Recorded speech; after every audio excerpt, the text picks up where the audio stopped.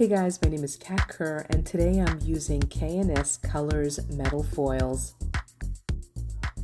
Now I am participating in a blog hop, so thank you so much Bella Crafts for inviting me, and thanks K&S for sending me such goodies to play with.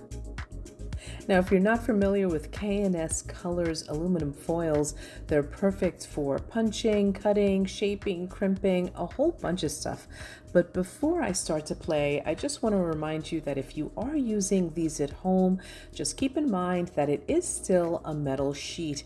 And just like with any metal sheet, when you cut it, you have to be careful with those edges. So just keep that in mind while you're playing.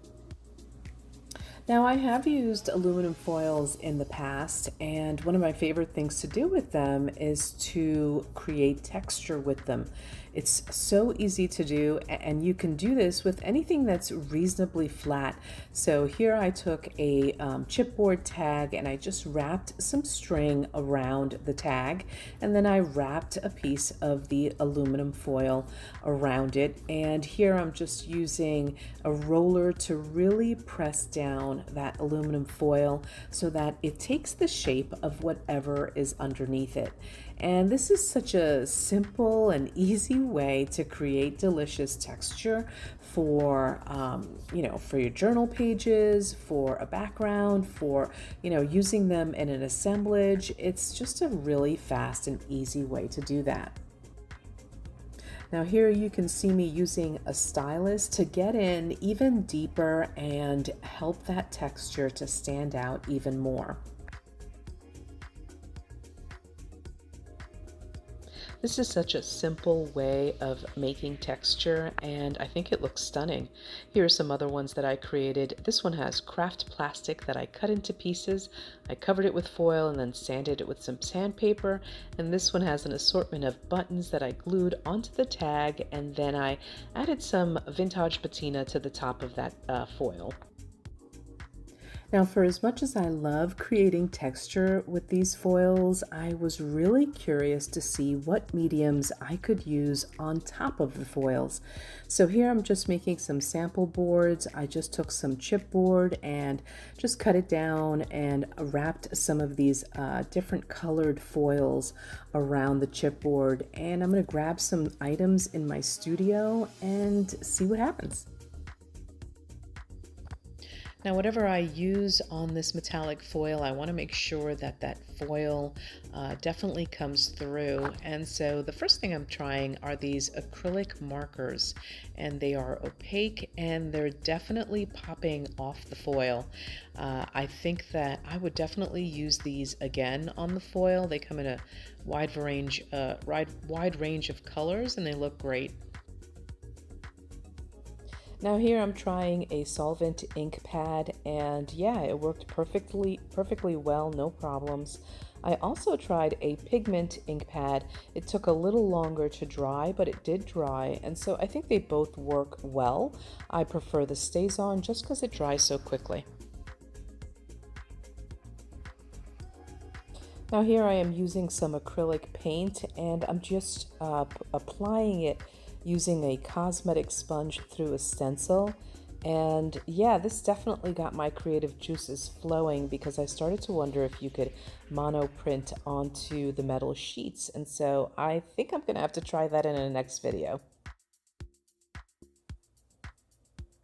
Next up, I'm using this Aid Transfereez solution, and this is a two-step process. You first have to apply the solution onto the metal, and then place your image on top of it, let it sit for 2 minutes, and then remove it. I thought this process worked well. There were some areas that did not transfer, and I think it's because I had an air bubble, but overall I think this definitely worked, and I really love the way that metal again peeks through. Here I'm using one of my favorite art supplies, and that's Rub Ons. Talk about an easy and fast background. I love it.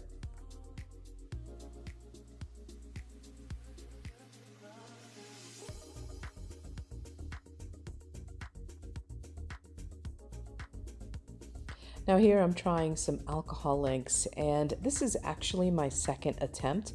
The first time I added the alcohol inks and then I moved the color around using a cosmetic sponge, but I noticed that it removed some of the color from the metal foil. So there's two ways to do it. You can do it like that with the cosmetic sponge, or like this where you're just barely moving the alcohol inks and you still end up with beautiful results.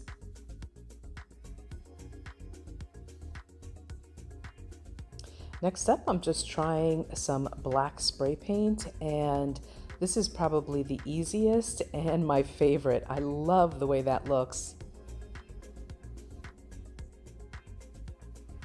Lastly, here I am trying some rice paper, and I'm adhering it using a glue stick, and I am covering the whole page, the whole sheet. And what I'm going to do is I'm going to let this dry completely, and then once it's dry, I'm going to come in with some sandpaper.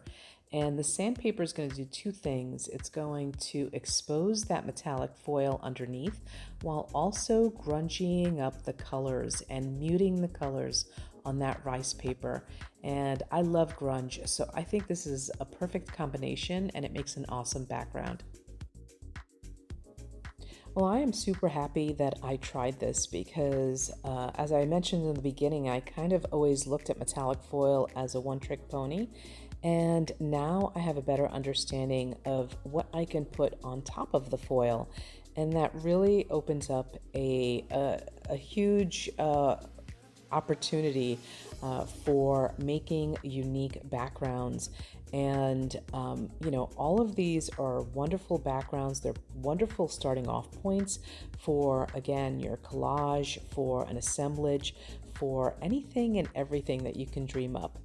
So thanks for watching, and I hope that you visit the other designers in this blog hop. Once again, thanks to Bella Crafts and K&S for giving me the opportunity to play with these wonderful products. Thanks for watching. Bye-bye.